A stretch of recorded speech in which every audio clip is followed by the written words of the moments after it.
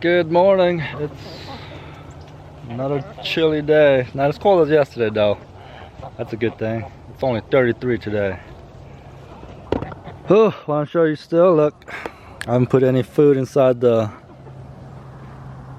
food trays, and it's still got some food in it, which I like seeing that. That means they're still scrapping around. I mean, I do throw scratch grains, you know, and every morning, so you know they kind of do go through the leaves, but as you can tell, they're still really scratching around. So yeah, I only throw one scoop of scratch grain out for the chickens to go, you know, through the leaves. That's pretty much it. But other than that, they're scratching around all day. I'm gonna move the rehab chickens today.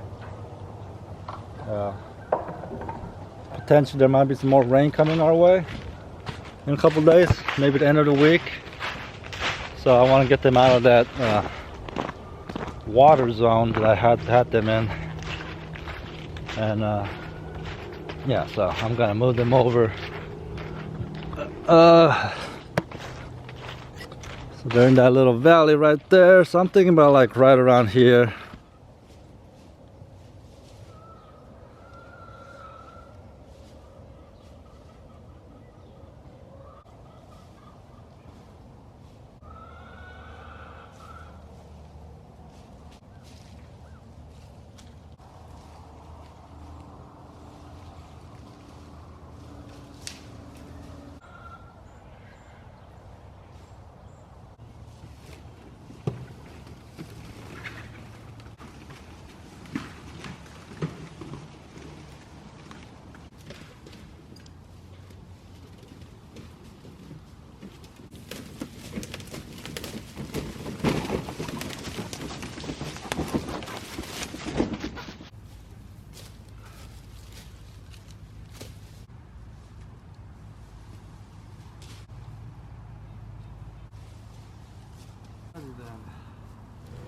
So that's all done now, fenced off.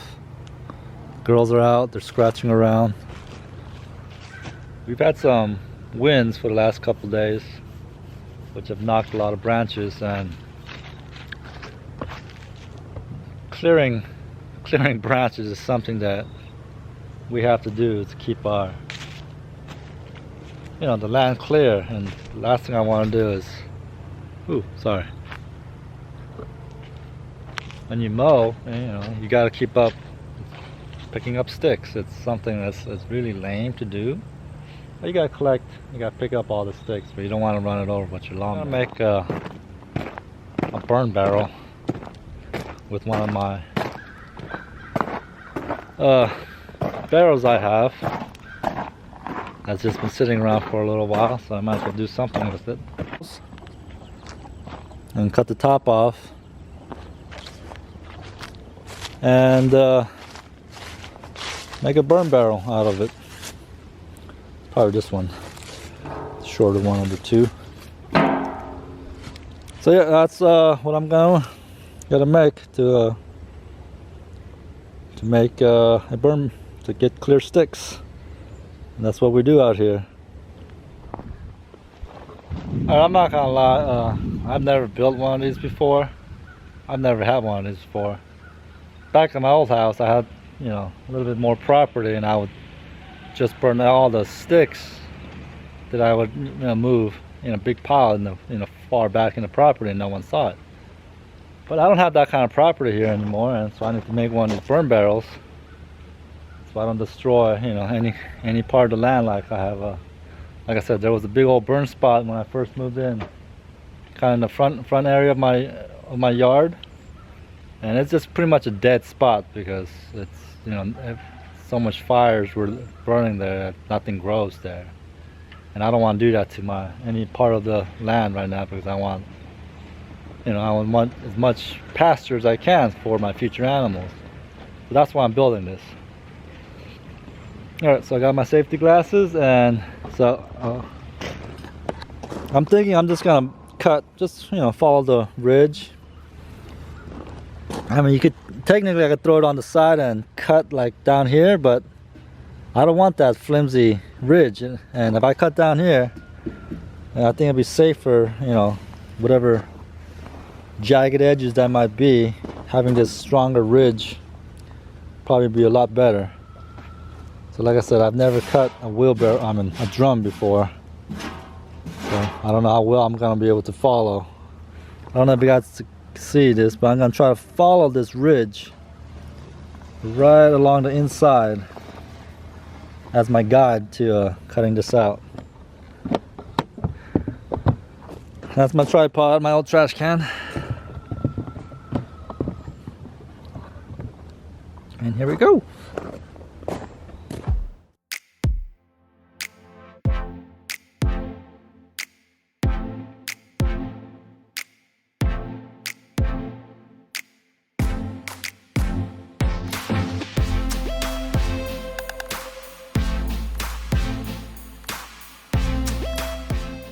The sparks really hurt when it hits you in the face.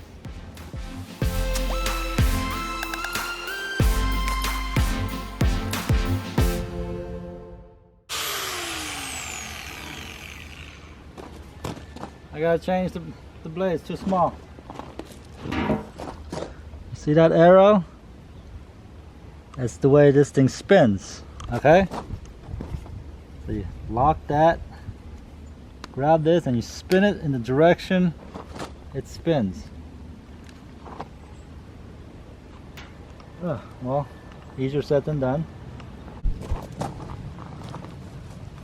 So when you can't get it off and you don't know where the tool is, they normally have a tool. I have a couple of them, but I have no idea where it is in my garage. Just grab a pair of channel locks.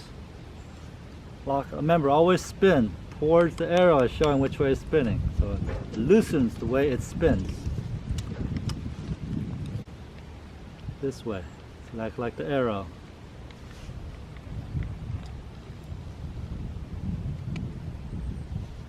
I wish someone had told me that when I first started using these things.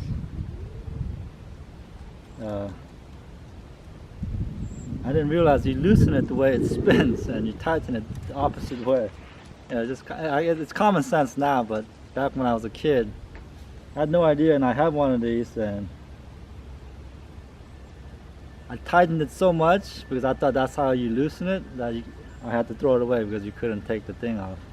Yeah, well, I'm pretty sure most people knew that. I'm just, you know, passing on general information.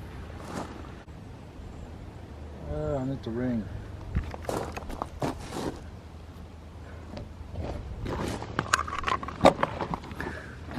Alright, another thing. See that? There's a gap. I need to, and most of these come with a ring in the inside to fit that. But I don't,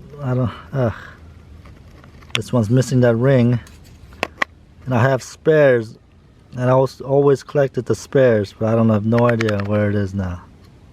And you don't want to put it on without that, you know, tight fit Otherwise this wheel will spin off and then it just shatter and you get splinters everywhere. So what I have to do is I have to get the other grinder out, my DeWalt grinder.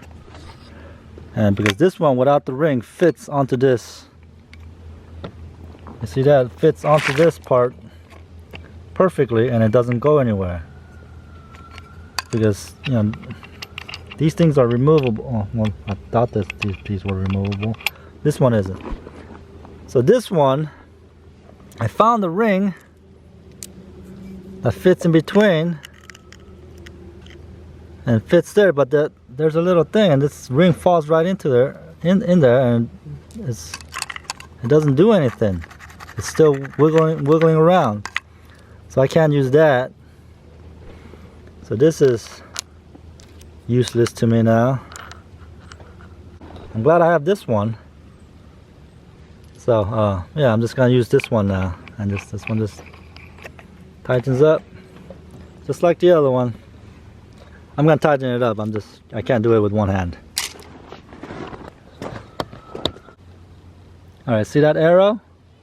So that shows which way the blade is cutting. All right, so when you loosen, you lock it with that button, and then you spin it the direction the blade spins.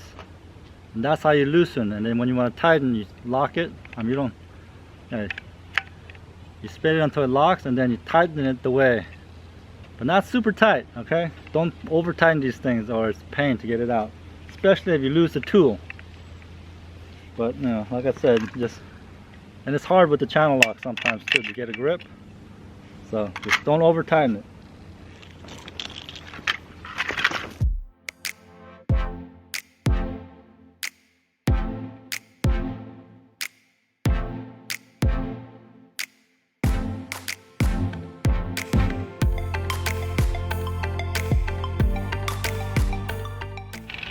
Alrighty then. Alright, I'm gonna let that cool off. Show you what that looks like inside. Alright, so right now it's all hot and jagged on the edges. I'm gonna get a grinding blade and grind that nice and dull so I don't cut myself. These things become razor sharp once you cut these things. I found 2 grinding stones. They're missing the label, so I'm not really sure. I'm assuming this is for metal. Yeah, I think so. Alright, I'm gonna put it on. Just to oh, you know what, I just realized you probably didn't see any of that because I got the sun behind me. Okay, when you're working with grinders and you gotta change blades, always unplug. Always unplug your tool before you do any kind of changing of the blades or working on it, because it's one of the most dangerous tools you could have.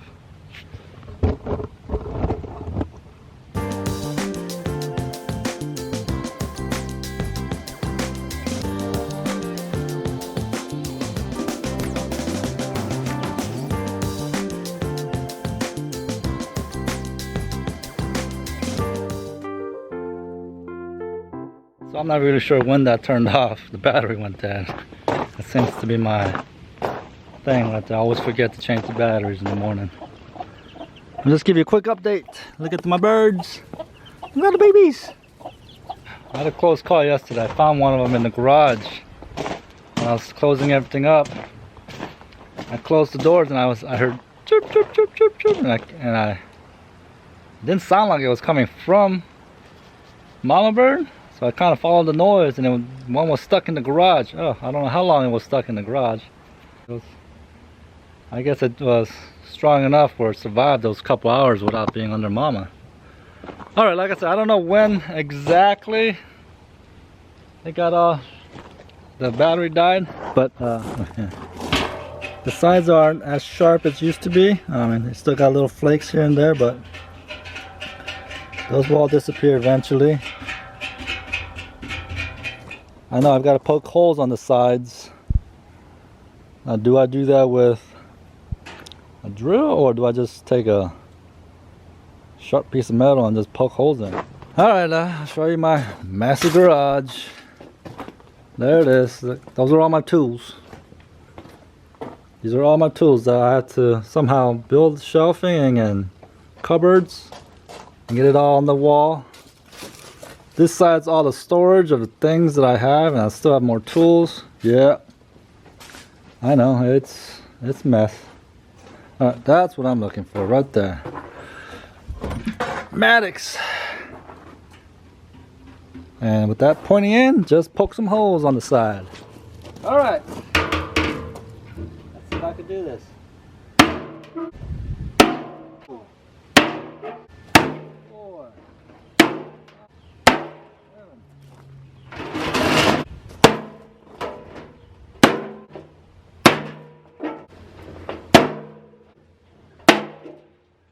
Alrighty then. Why do you want to make a So the fire has air. You're going to make a fire out of this? It's a burn barrel. That's what we're doing. Like you put I don't know how good that angle was, but so like I said, I've never built one of these. I don't know if that's enough holes. So you put air, holes down there, so the fire has oxygen and will burn. So well, it's time to test it out. Let's go burn some stuff, huh? 3, 1.